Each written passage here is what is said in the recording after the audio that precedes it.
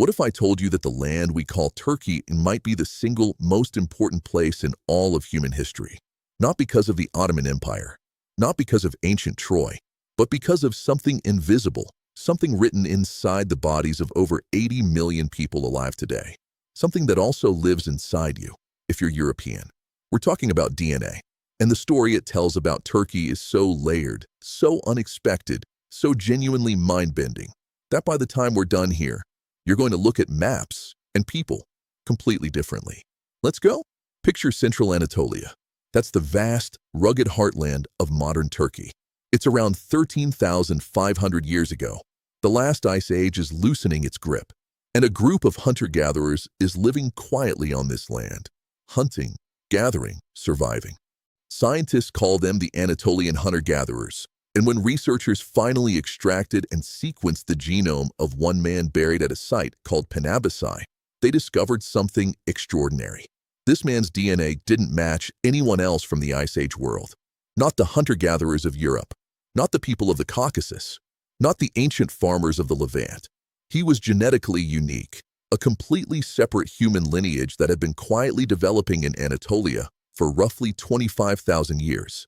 Isolated, distinct, their own thing entirely. Now here's where things get really interesting.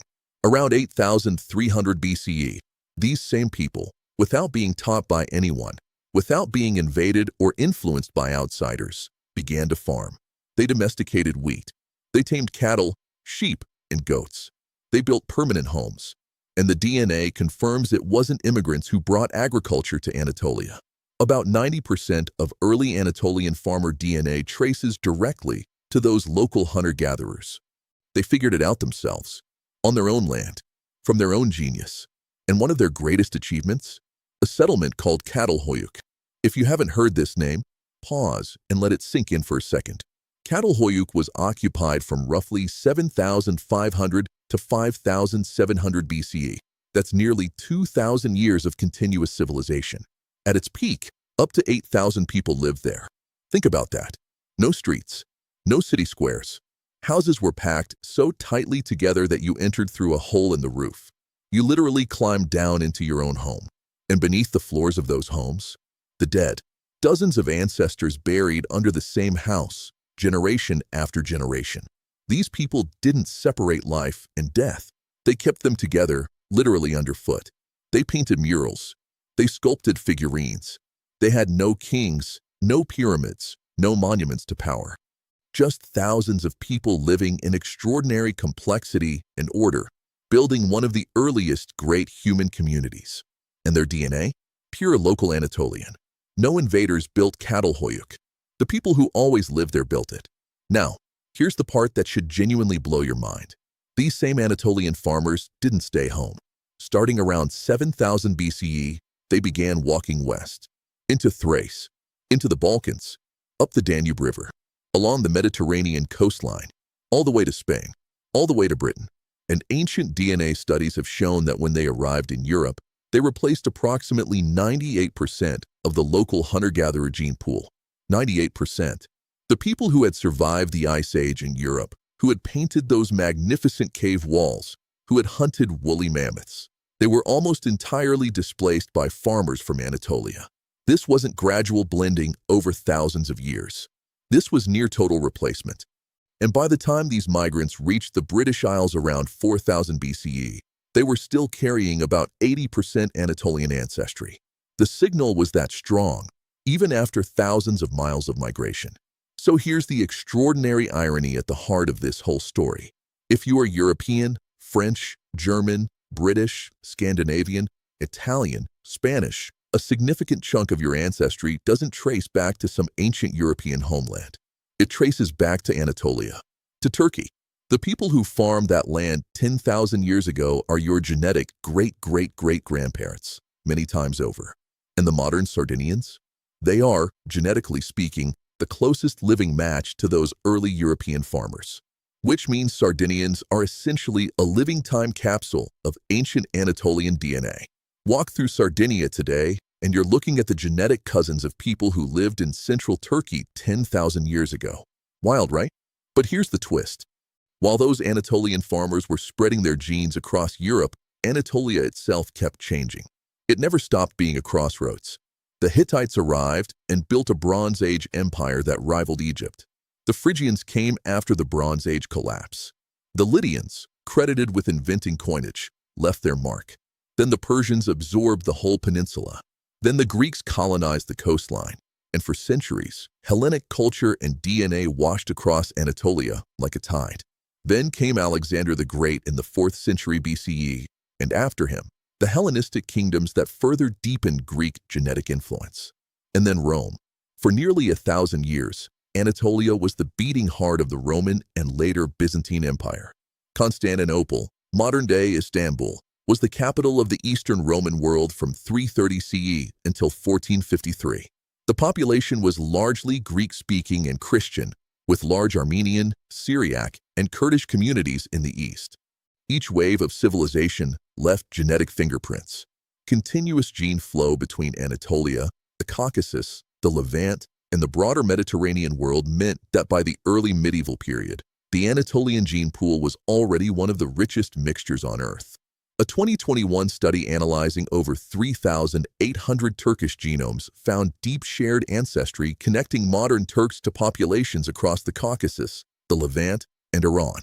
None of that is surprising when you look at a map. Anatolia sits at the junction of 3 continents. People have always flowed through it.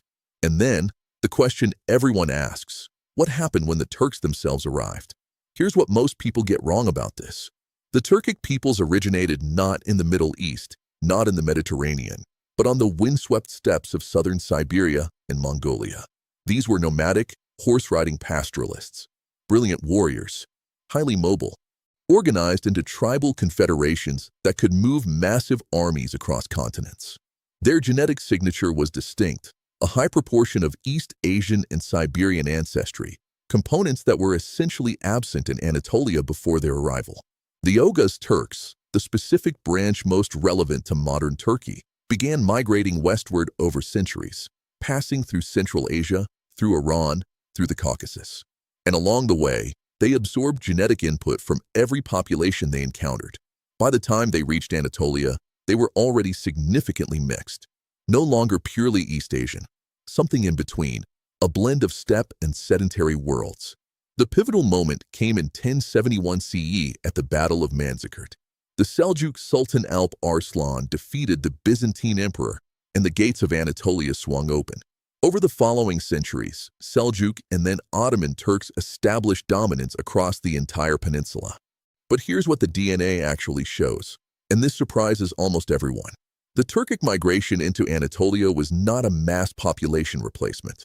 Estimates suggest roughly 1 to 2 million Turkic migrants entered a region that already held 7 to 8 million people, mostly Greek-speaking Christian Anatolians. What followed wasn't conquest and replace. It was assimilation, intermarriage, cultural absorption. The Turkic ruling class brought language and religion. The native population, over centuries, adopted both. But genetically, the locals remained largely in place. Multiple genome-wide studies have estimated the Central Asian genetic contribution to modern Anatolian Turks at roughly 10 to 15%. One major study broke modern Turkish DNA down roughly as 45% Middle Eastern, 40% European, and 15% Central Asian. Another study estimated about 8% East Asian ancestry, with the mixing event dated to approximately 800 years ago, which aligns perfectly with the Seljuk and early Ottoman periods. And the landmark comparison study that analyzed 373 individuals across 22 Turkic-speaking populations, from Siberia to Turkey, found something remarkable. Anatolian Turks are genetically far closer to Greeks, Armenians, Georgians, and Italians than they are to Kazakhs, Kyrgyz, or Uzbeks. The Turkic language spread through elite dominance. A relatively small group of warriors and leaders imposed their culture without dramatically reshaping the gene pool beneath them. Even the Y chromosome and mitochondrial DNA tell different stories. The paternal lineages, passed through fathers, show some Central and East Asian markers, the genetic signature of Turkic male warriors and settlers. But the maternal lineages, passed through mothers, are overwhelmingly West Eurasian. Classic pattern of conquest, male-dominated migration, local women, assimilation over generations. Now, let's not overlook the Ottoman chapter, because most genetics discussions of Turkey skip right past it. The Ottoman Empire, running from roughly 1299 to 1922, was one of the most ethnically diverse political entities in human history.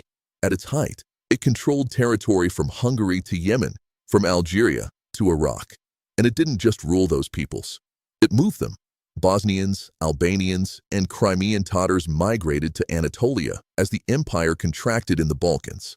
Circassians and other Caucasian communities were resettled en masse, particularly after Russia absorbed the Caucasus in the 19th century.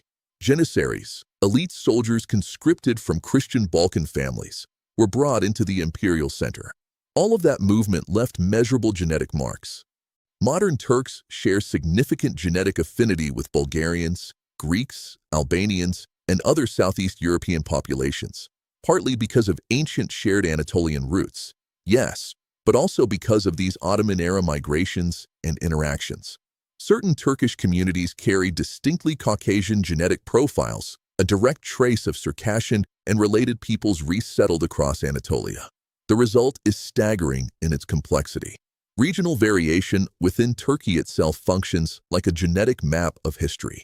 Eastern Anatolia shows stronger ties to Armenian and Georgian populations, reflecting ancient and medieval Caucasian connections. Western Anatolia leans toward Balkan and Aegean populations. The Black Sea coast has its own genetic character, with less Central Asian influence and stronger links to ancient Pontic peoples. Central Anatolia reflects the broadest mix, a kind of average Turkish genetic profile that pulls from all directions. And there's one more twist to bring this full circle. Remember those Anatolian farmers who walked into Europe 10,000 years ago? A 2016 study found evidence of not one, but two waves of Anatolian migration into Europe. The first was the well-known Neolithic expansion. The second came later, around 6,000 years ago, during the Chalcolithic period. Anatolia kept exporting its people into Europe long after the first migration. The genetic thread between these two land masses isn't a single ancient event. It's a continuous relationship stretching across millennia. Modern Turks and modern Europeans are not genetically separate in the way that national borders might suggest. They are cousins, distant cousins, yes, but cousins nonetheless, woven together at the deepest levels of human history. And researchers working through ancient DNA from sites across Anatolia's full timeline, from Neolithic Çatalhöyük to Bronze Age Hattusa to Byzantine-era graves, keep finding the same pattern, remarkable continuity. Empires rose and fell, languages changed, religions changed, borders were redrawn 100 times. But the core Anatolian genetic signature persisted through layer after layer of history. Each new wave added its chapter without erasing the ones before. There's even a medical dimension here that deserves attention. A 2026 review compiled nearly 150 genetic variants, inherited mutations linked to disease, that are specific to Turkish populations. These variants reflect the country's layered demographic history, genetic drift in isolated mountain communities, the effects of consanguineous marriage in certain regions, and the unique combination of ancestral lineages that makes the Turkish gene pool medically distinct from both European and Central Asian populations. The mutations that cause disease in Turkish populations are often different from the ones driving the same diseases in Europeans, where most global genetic research has been focused. Understanding Turkish genetics isn't just fascinating, it's a medical necessity. So here's what we're left with. When you sequence the DNA of a modern Turkish person, you're not reading a single story. You're reading a manuscript started by Ice Age hunter-gatherers 15,000 years ago, added to by the world's first farmers, carried into Europe by Neolithic migrants who reshaped an entire continent, layered with the genetics of Hittites, Greeks, Romans, Byzantines, Persians, Turkic horsemen from the Central Asian steppe, Circassian refugees from the Caucasus, and Balkan immigrants crossing the Bosphorus over centuries. Every chapter is still there, coded into chromosomes, passed quietly from parent to child across hundreds of generations, through conquests and conversions, through empires rising and collapsing, through farmers and warriors and refugees and merchants, none of whom knew they were writing history. The modern Turkish identity is a cultural achievement built on a biological foundation that is far older, far richer, and far more complex than any single ethnic label could ever contain. The DNA doesn't take sides. It doesn't fly flags. It just records everything, every marriage, every migration, every generation that lived and breathed and left something behind without anyone writing their name down. And in Turkey, that record is richer than almost anywhere else on Earth. If this kind of deep dive into human history, where science rewrites everything you thought you knew, is your thing, then you already know what to do. Like this video, share it with someone whose mind you want to blow, and subscribe so you don't miss the next one. Because every population on Earth has a story hidden in their code, and we're just getting started.